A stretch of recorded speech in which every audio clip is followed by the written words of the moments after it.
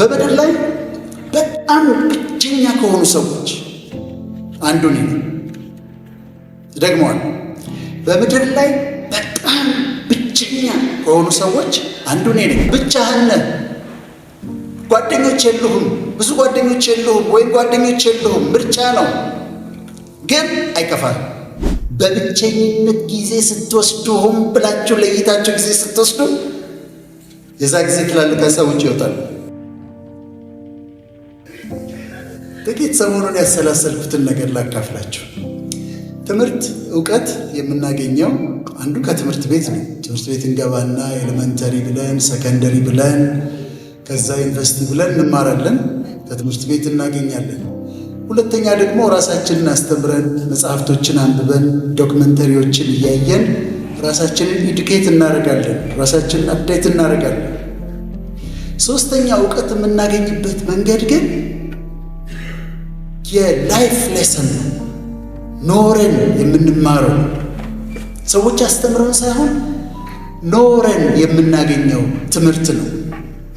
አጥፍተን ታርመን፣ ወድቀን ተነስተን፣ ተጋጭተን ታርቀን፣ ስተን አስተካክለን ሕይወት የምታስተምረን በጣም ውብ የሆነ ትምህርት አለ። ከትምህርት ቤት የማናገኘው፣ ከመጽሐፍት የማናገኘው ራሷ ሕይወት የምታስተምረን ትምህርት አለ። ሁሉም ሰው ይሄንን ትምህርት ይማራል። እና ታዲያ እኔ ሰዎችን እጠይቃለሁ፣ እንዲህ ብዬ እጠይቃለሁ፣ ሕይወት ምን አስተማረች? እንደው ሕይወት ካስተማረችህ ነገር አንድ ነገር ንገረኝ ብዬ እጠይቃለሁ። እንዳዳምጣለሁ። ምን አስተማረች? አንዷን ብቻ ንገረኝ እላለሁ። አንድ ጊዜ አንድ ዘመዴን ጠየቅኩት። ትልቅ ሰው ነው እና እስቲ ሕይወት ካስተማረች ነገር አንድ ነገር ብቻ አስተምረኝ ንገረኝ አልኩት። እንደዚህ አለ።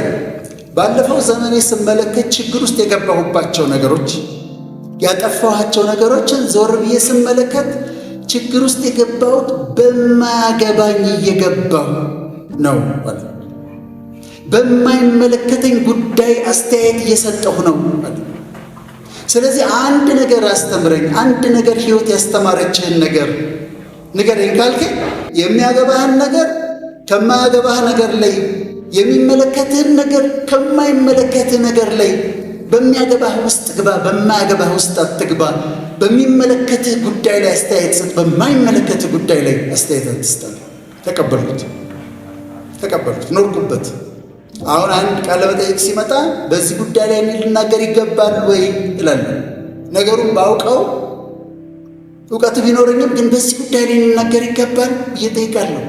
ትክክል ነው በዚህ ጉዳይ ላይ ብናገር፣ በዚህ ውስጥ ነገር ውስጥ መግባት አለብኝ መግባት ያለብኝ ብዬ እጠይቃለሁ። ቅዱሱ መጽሐፍም ምን ይላል? አልፎ በሌላው ጥል የሚደባለቅ ውሻን በጅራቱ እንደሚይዝ ነው ይላል። በሰው ነገር የሚገባ፣ በሰው ነገር በማያገባው የሚገባ ውሻን በጅራቱ እንደመያዝ ነው ይላል። ሌላ ቦታ ላይ ደግሞ በጣም ይገርማቸው ተሰሎንቄ መጽሐፍ ላይ ማይንድ ዩር ኦን ቢዝነስ ይላል መጽሐፍ ቅዱስ። ማይንድ ዩር ኦን ቢዝነስ፣ የራሳችሁን ጉዳይ እንድትጠነቀቁ ይላል። እና ይሄንን ተማርኩኝ ከሱ። ላይፍ ሌሰንስ፣ የህይወት ትምህርቶች ድንቅ ናቸው። እኔ አሁን የህይወት ካስተማረችኝ አንድ ነገር ላካፍላችሁ። ከህይወት ከተማርኩት በምድር ላይ በጣም ብቸኛ ከሆኑ ሰዎች አንዱ ነኝ። ደግሞዋል። በምድር ላይ በጣም ብቸኛ ከሆኑ ሰዎች አንዱ ነኝ። ምን ማለት እንደሆነ አስረዳቸዋለሁ። ግን ብቸኝነት ስጦታ ነው ብዬ የማምን ሰው ነው። the gift of loneliness ብዬ አምናለሁ። አማርኛችን በአማርኛ ብቸኝነት የሚለው በእንግሊዝኛ 3 እኩያዎች አሉት፣ የተለያየ ሀሳብ ያላቸው። ሎንሊነስ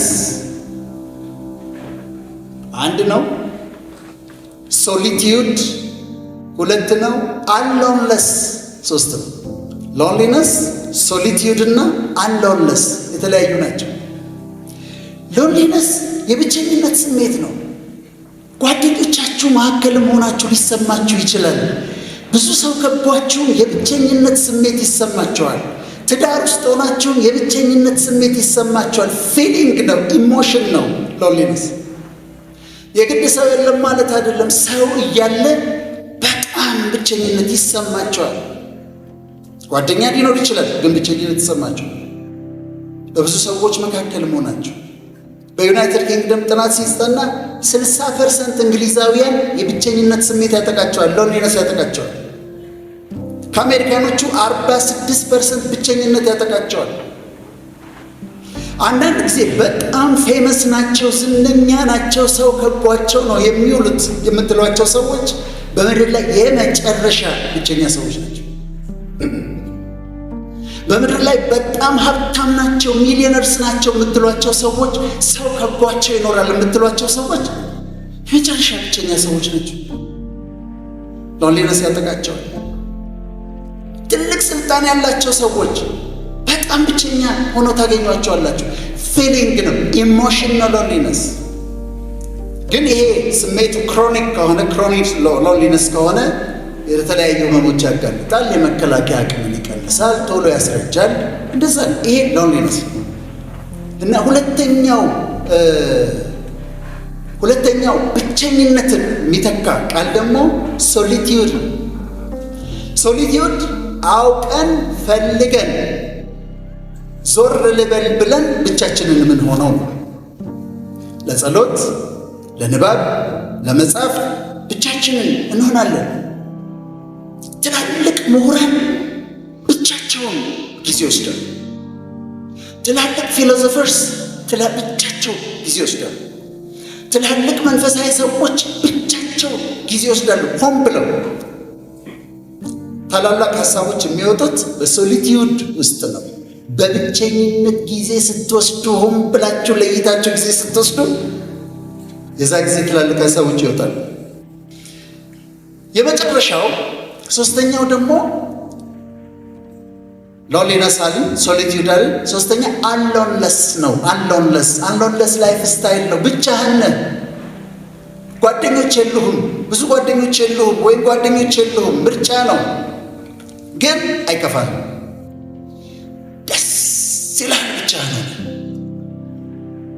ርክት ያልክ ነህ ብቻህን ሆነ። ኮምፕሊት ነህ ብቻህን ሆነ። ደበረኝ አትልም፣ ኢንጆይ ታደርገዋለህ። ኮምፕሊትነስ ይሰማል። ፍቅረኛ ልትኖር ትችላለች፣ ሚስት ልትኖር ትችላለች፣ እሱ ሌላ ነው። ይሄኛው ግን ብቻህን ሆነ ያለ ብዙ ጓደኞች ፉልፊልድ ሆነ ኮምፕሊት ሆነ ደስተኛ ሆነ መኖር አንሎንለስ ነው። ለሶስቱ መፍትሄ ይወጣላችሁ። አሁን ለሎንሊነስ እኔ ሎንሊነስ ስሜት የለኝም፣ የብቸኝነት ስሜት የለኝም። ለምን መሰላችሁ? አክሜዋለሁ። እንዴት አከምኩት? ራሴን የሁሉ ሰው ጓደኛ አርጌ ሰጠው። ሊስትሮ ጫማ ሲጠርግ አዋራዋለሁ፣ ሊስትሮን አነጋግረዋለሁ። እንዴት ነው ስራ? እንዴት ነው በቀን ስንት ትሰራለህ? አንተማ በቃ ቶሎ ሀብታም ነው አይደል እለዋለሁ። ጓደኛዬ አሁን ጓደኛ እንዲመጣ አልፈልግም። እኔ ለሊስትሮ ጓደኛ ሆንኩት። ግሮሰሪ ገባና ከፍዬ ለወጣ ስል እንዴት ነው ሰሞኑ ስራ በዛባቸው አይደል? በዚህ ጋር ደግሞ ንፋስ ይገባል ያስቸግራቸዋል እላታለሁ። ካሸሯል ጓደኛ አድርጌ ራሴን ሰጠኋት። መንገድ ላይ ቆሜ መኪና ሳሳልፍ ወይ ሲያሳልፈኝ አመሰግናለሁ ማይ ፍሬንድ ታንክ ዩ እላለሁ። ጓደኛ አድርጌ ራሴን ለሁሉም ጓደኛ አድርጌ ሰጠው። ፍሬንድሊነስ ያስፈልጋል ማለት ይሄ የብቸኝነት ስሜቱን ያጠፋላቸዋል። የብቸኝነት ስሜት ይሄ ሎንሊነስ ፊሊንግ ካላችሁ እናንተ ተነሱና ራሳችሁን ለሌሎች ጓደኛ አድርጋችሁ ስጡ። ሁሉን ሊስትሮንም ካሸዋንም እንደ ጓደኛችሁ ፍሬንድሊ ሆናችሁ እንደ ጓደኛ ትሪት አድርጉ። ሶሊቲዩድ ደግሞ ፈቅደን የምናደርገው ከሆነ የግድ ያስፈልጋል። በቀን የተወሰነች ደቂቃ፣ በሳምንት የሆነ ጊዜ ለዩና ጊዜ ሰጥታችሁ ለብቻችሁ ነው። በጣም ያስፈልጋል። ለማሰብ፣ ሜዲቴት ለማድረግ፣ ለማንበብ፣ ለመጸለይ ጊዜ ውሰዱ። በጣም አስፈላጊ ነው። ኮንተምፕሌሽን የሚሉት ጸሎት አይነት አላቸው ካቶሊኮችና በጣም ነው የምወደው። ቅዱስ ጸጥ ብሎ እግዚአብሔር ራስን መክፈት። አሎንለስ ደግሞ ብቸኝነታችሁ ጊዜያዊ ሊሆን ይችላል ወይም ዘለቄታዊ ሊሆን ይችላል። እኔ ቅድም ብቸኛ ነኝ ስላችሁ እንዲህ ማለቴ ነው። ወዳጄ ዛሬ ለምን ምሳ አንበላም? ጠዋት ደውሎ የት ነህ ዛሬ ምሳ ለምን አብረን አንበላም የሚለኝ ሰው የለም። አንድም ሰው የለም። ቢለኝም እደነግጣለሁ። ዶክተር ቦሌ አካባቢ ከሆንክ ለምን ቡና አንጠጣም? ለምን እዚህ አካባቢ ከሆንክ ከአዲስ አትመጣም እና ቡና አንጠጣም የሚለኝ ሰው የለም። አንድም ሰው የለም። በአንተ ቢሮ በኩል እኮ እያለፍን ነው እና እንደው ገባ ብለን እስቲ ትንሽ እንጫወት የሚለኝ ሰው የለም። አንድም ሰው የለም። ተስማምቶኛል። ዛሬ እኮ ማንቸስተር ይጫወታል፣ እዛች ቤት እንገናኝና ትንሽ ቢራ ምናምን እያልን ኳሳችንን እንያ የሚለኝ ሰው የለም። አንድም ሰው የለም። ባለመኖር ግን ቅሬታ የለኝም። ወዳጆች አሉኝ። በፕሮግራም በቀጠሮ አገኛቸዋለሁ። የምናወራውን አውርተን እንለያያለን። በቀጠሮ አገኛቸዋለሁ። የምናወራውን አውርተን እንለያያለን። ግን የሁሉ ጓደኛ ነው። ያ ደግሞ ለልጆቼ ጊዜ እንድሰጥ ጊዜ ሰጠኝ። እግዚአብሔር ይመስገን። ጊዜያዊ ብቸኝነት ጊዜ ላይ ያላችሁ ወንድሞቼና እህቶቼ ይህንን ጊዜ ተጠቀሙበት። ማክሲማይዝ አድርገው። ነገ ሚስት ስታገባ፣ ልጆች ስትወልድ ይህን ጊዜ አታገኘው። አትመረቅበት። አንብብበት፣ ተማርበት፣ ስራበት። ባለቤት ውጭ ሄዳ ከሆነ አንተ እዚህ ከሆንክ ይህችን ጊዜ ተጠቀምበት። ኢፌክቲቭሊ አንብብበት፣ ስራበት፣ አሰላስልበት፣ ጸልይበት።